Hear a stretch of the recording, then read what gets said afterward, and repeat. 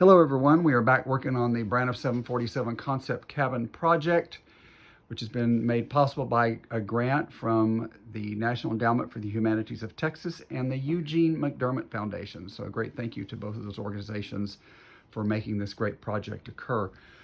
First, we're sitting here, we're looking at the lavatory. We have now gotten the flight attendant call button does work. We push that button, it turns the lights, call lights on here. There's a switch panel up on top of the lavatory up there that will actually time this out for about 10 minutes and then it will shut all of that back off. The flight attendant can also push this button here and that will override the whole thing and shut it off as well. So here at the L1 door, of course, as you know, this is an operating door. Does fully operate. We just did get this light here. This is the slide light, which is part of the safety equipment that has been wired up and put into operation.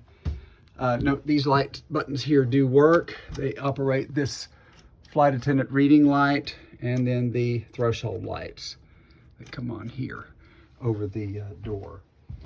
We've got the flight attendant seat there. That's all been completed. Now we're into the main cabin. You can see here we have the clouds rolling by, a nice film that makes this more realistic.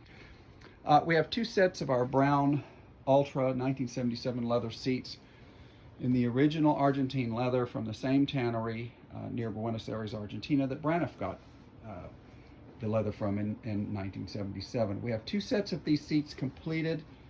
This is what they look like before. This is actually a Braniff 2 seat. That's what it is when it comes in here. That's what it is once it's done. Beautiful, beautiful brown leather.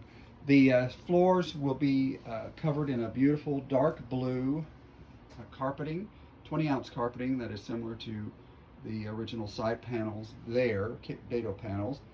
And there'll be an insert between each seat. Those will be carpeted as well. So that's what we've been working on. You can see, whoop, there's a carpet right there, nice blue. We'll check back with you soon.